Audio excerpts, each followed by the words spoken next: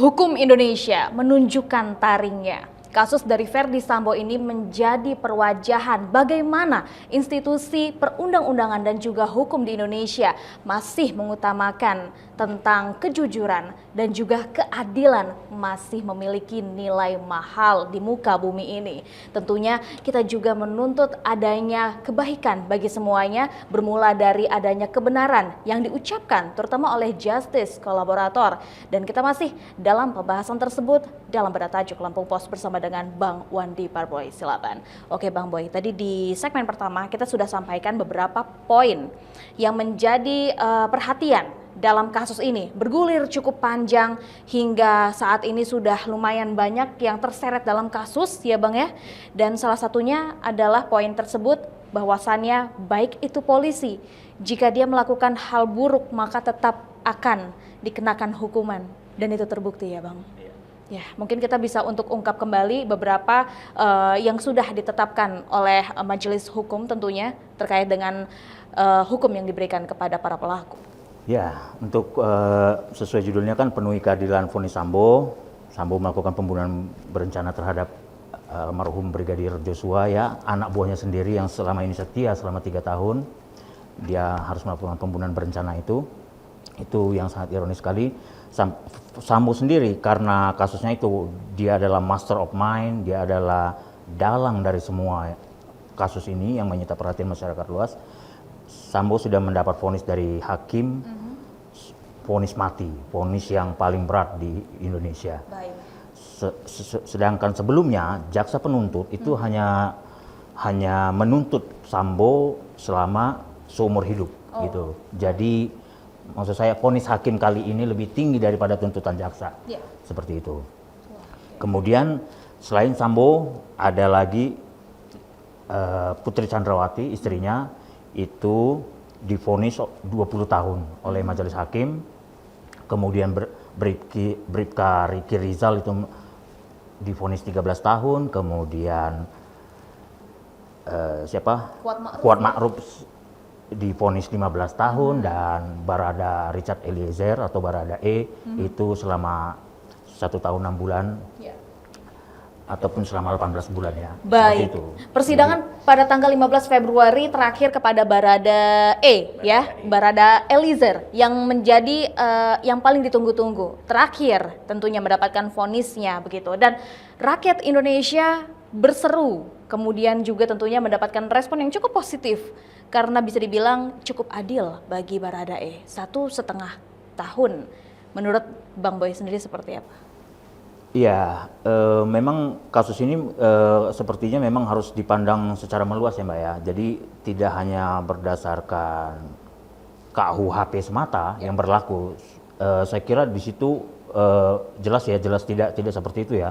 Tidak pada hukum legal formal yang tebal-tebal itu bentuknya. Tidak, tapi memang bisa dilihat adanya relasi kuasa juga dari kasus ini ya. Jadi kita lihat bagaimana seorang Sambo yang merupakan jabatan tertinggi polisi di kepolisian dihukum maksimal. Sementara Barada E yang menjadi justice kolaborator, penyingkap tabir, katakanlah demikian, itu menjadi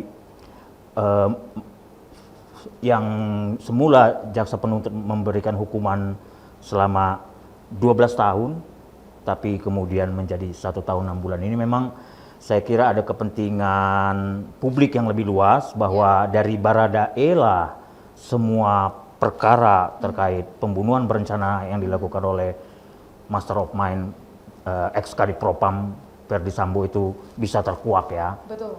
Itu jadi memang saya kira apa yang dilakukan oleh Barada E itu sudah merupakan hal yang patut diapresiasi, hal yang memang mesti demikianlah seorang anggota kepolisian Korps Bayangkara yang jujur, yang benar-benar itu harus diterapkan ke seluruh personel lainnya. Jadi kita jangan memandang rendah orang-orang seperti Barada E.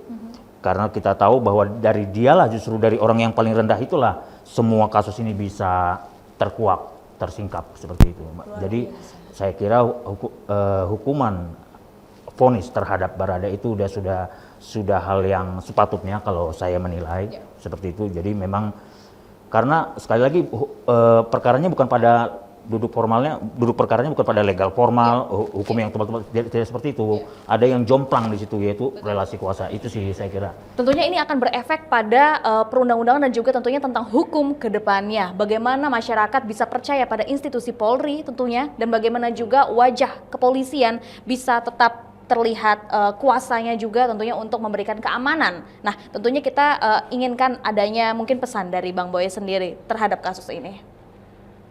Iya, kalau saya kira kita belajar ya Mbak ya, bahwa ternyata yang selama ini ya, kalau kita lihat bagaimana netizen pernah semua saya kira hampir sebagian menyatakan pesimis terhadap vonis dari kasus Sambo ini. Hampir semua pesimis, apalagi ketika tuntutan jaksa yang kemarin beredar ya, tuntutan jaksa sudah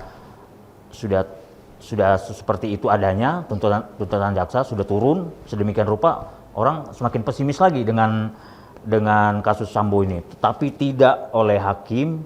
Hakim benar-benar di luar dugaan ya, di luar dugaan menetapkan vonisnya berdasarkan semua rangkaian kesaksian yang telah diberikan oleh para saksi maupun terdakwa.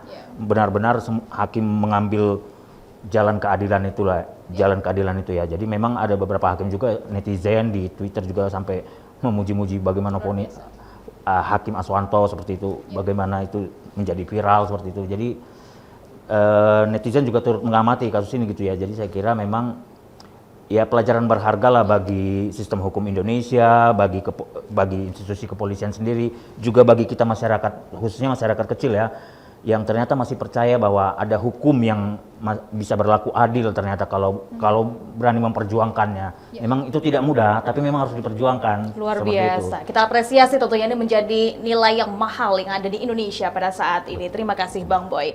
Baik pemirsa Metro TV Lampung, demikian untuk bertajuk Lampung Pos pada kali ini. Namun Anda jangan kemana-mana, setelah ini kita akan membahas trending topik apa saja yang ada di multi platform Lampung Pos Group lainnya. Tetaplah bersama kami.